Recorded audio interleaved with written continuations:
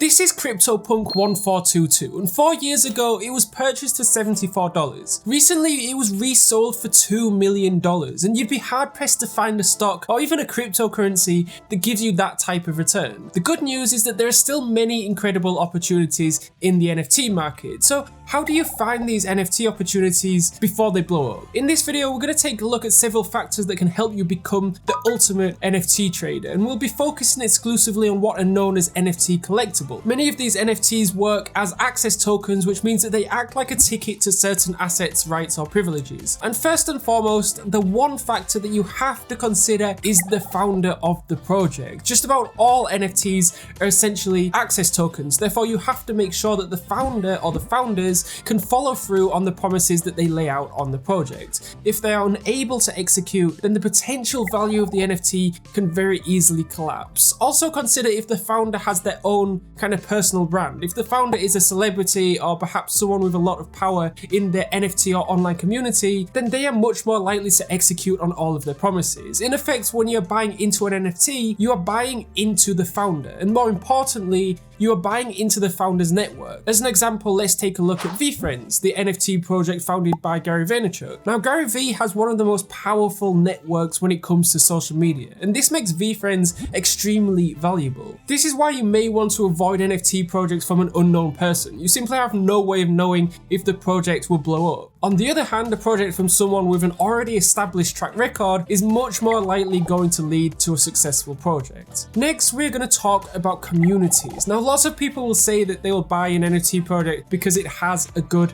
community. However, it is important to know what exactly a good community is, right? So first of all, a good community has to be free of toxic behavior such as being obsessed mainly with pumping the floor price of the project, and I see this a lot. Communities like this will not last long since they're simply focused on the value of the NFT rather than trying to create value for the NFT. So be aware that a community will change as the floor price increases. That's because people who purchased an NFT at the mint price will usually sell it to new buyers. Therefore, you should keep an eye out at how the community changes over time. Next, we're going to look at the art. As you already know, the types of art found on NFTs can vary wildly in quality. One way to judge an NFT project is to first simply ask yourself if you actually even like the artwork. Then you should ask yourself if you envision that other people will like the artwork. You want to buy into projects that appeal to you because you will more than likely hang on to them. Now, you don't have to start looking at fine art or very sophisticated designs. Some simple artwork like doodles and pudgy penguins have become extremely popular. Now let's talk about the roadmap or the utility of the NFT or the access token. Basically, a roadmap is a series of promises that the founders of an NFT project make to help bring value to the NFT token holders. As an example, one thing that you will find in many NFTs are companion airdrops. One of the most popular companion airdrops was the Mutant Ape drop from Bored Ape Yacht Club. Today you'll find that most projects will promise a companion NFT airdrop. However, you should not base your purchasing decision solely on these companion airdrops. That's because the companion NFT is only worth about as much as the value of the NFT project itself. One notable exception is getting NFT airdrops from other associated projects. One of the most important things to look at in a roadmap is what the project is going to do with the treasury or the proceeds that come in from the initial sale. Pay attention to the percentage of money raised that is going to the community wallet. Check to see if the project team is going to use blockchain technology to help govern the treasury using a DAO or decentralized autonomous organization. Ideally, it's nice to see a project put at least 50% of initial sale proceeds into a DAO. Now, let's take a look at the importance of the project. You could also look at this as a cultural significance of the project. What I'm talking about here is whether the project itself is important in the history of NFTs. Obviously, older, more groundbreaking and more valuable NFTs are going to have a higher level of importance or cultural significance. Also, you'd want to look at whether this NFT project is the first of its kind. Any NFT project that is important or culturally significant now will likely be even more important in the future. Therefore, you have to project how important the project will be 3, 4 or 5 years from now. The next thing to look at is the blockchain metrics of a project. And this is going to be the easiest part of the vetting process because you'll be simply judging a project on the hard numbers. When looking at the blockchain metrics, you can examine data such as how much people are paying for the rarest NFTs in a collection. In particular, you can see if there are any whale activity in the project.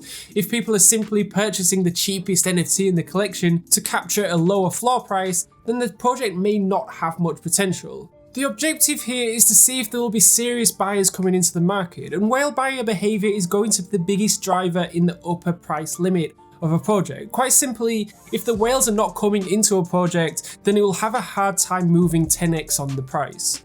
Also, you can look at the ownership percentage of a collection. You don't want to buy into a project where only a few people own half the supply.